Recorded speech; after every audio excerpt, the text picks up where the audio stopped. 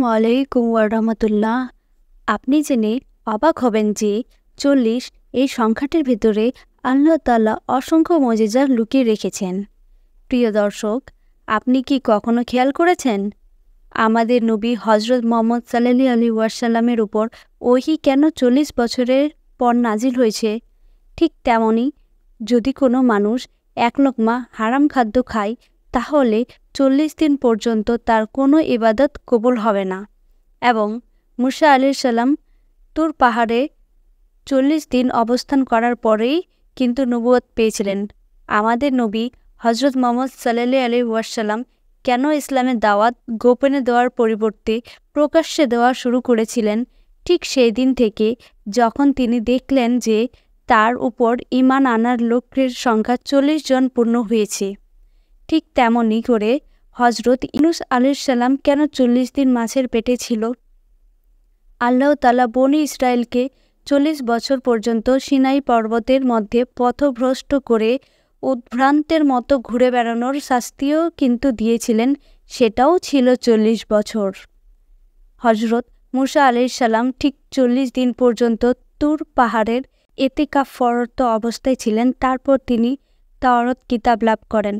আমরা সাধারণ মানুষেরা আমাদের বয়স যখন ৪০ বছর পূর্ণ হয়, তখনই আমাদের মধ্যে এক ধরনের মানসিক এবং শারীরিক পূর্ণতা আসে। প্রশ্ন জাগে যে এই যে ৪০ সংখ্যাটি এত গুরুত্বপূর্ণ কেন? কেন এখনও বিশ্বের বিভিন্ন দেশে ৪০ বছর না হওয়া পর্যন্ত আপনি সেই দেশের রাষ্ট্রপতি বা প্রধানমন্ত্রী হতে পারবেন না?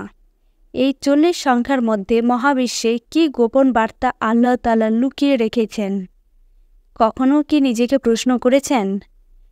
আল্লাহ তাআলা যখন প্রথম মানব হযরত আদম আলাইহিস সালামকে সৃষ্টি করেন, তখন মাটির দিয়ে আদম আলাইহিস সালামের শরীরকে সৃষ্টি করার পর ৪০ দিন পর্যন্ত জান্নাতে ফেলে রেখেছিলেন।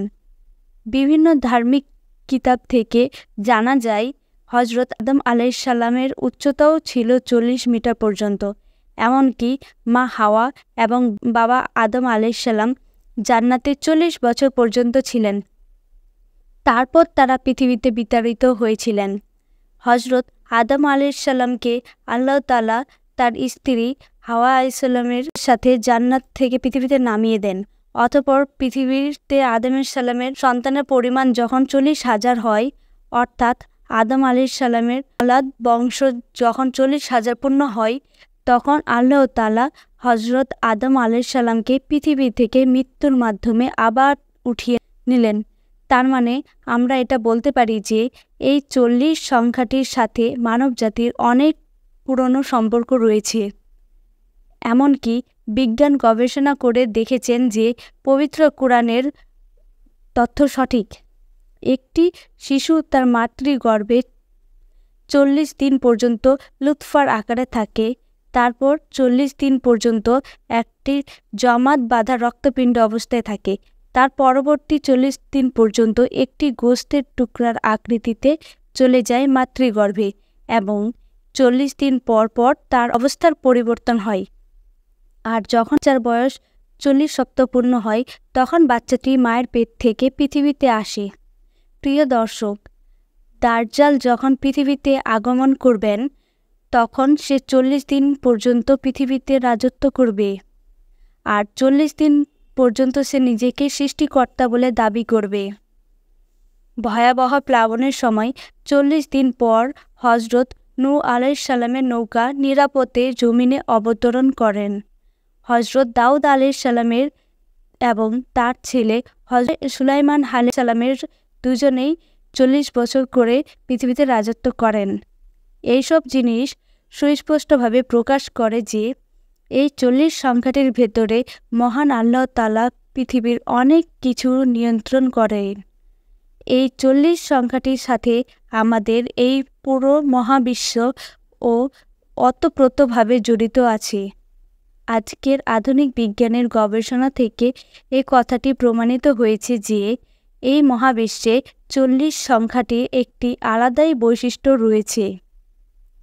বিজ্ঞানের তথ্য অনুযায়ী মানুষের মস্তিষ্ক ৪০ বছর বয়সে পূর্ণতা লাভ করে। এই কারণে 40 বছর বয়সে মানুষের মাঝে ভালো এবং খারাপ এর পার্থক্য বোঝার ক্ষমতা সবচেয়ে বেশি অর্জিত হয়। এই কারণে বড় বড় বুজুর্গ ঔলিয়াগণ বলেন, যদি কোনো ব্যক্তি 40 দিন একটানা একনিষ্ঠভাবে আল্লাহ তাআলার ইবাদত করেন, তাহলে আল্লাহ তাআলা ওই ব্যক্তির জন্য জ্ঞান এবং প্রজ্ঞার সমস্ত দুয়ার খুলে দেন। যে বিষয়ে আপনার মাথায় ঢুকছে না, আপনি যদি 40 দিন এক মনে এক দিলে গবেষণা করেন, আর এই 40 দিন ধারাবাহিকভাবে আপনি যদি আল্লাহর কাছে সাহায্য চান, তাহলে আল্লাহ তাআলা সেই জিনিসটি বুঝদান করবেন। এমনকি বলা হয়ে থাকে, কেউ যদি টানা 40 দিন সকালে ফজরের নামাজ আদায় করে, তাহলে তার পরবর্তী জীবনে ফজরের নামাজের জামাত ছাড়া কষ্টকর হয়ে যায়। মানে আল্লাহ তাআলা তার অন্তরে এক রহমত দিয়ে দেন। এমনকি আমাদের মানুষ 40 বছর পর্যন্ত এই 40 সংখ্যা নিয়ে গবেষণা করে, তারপরেও তারা এই 40 সংখ্যার রহস্য কখনো উদ্ধার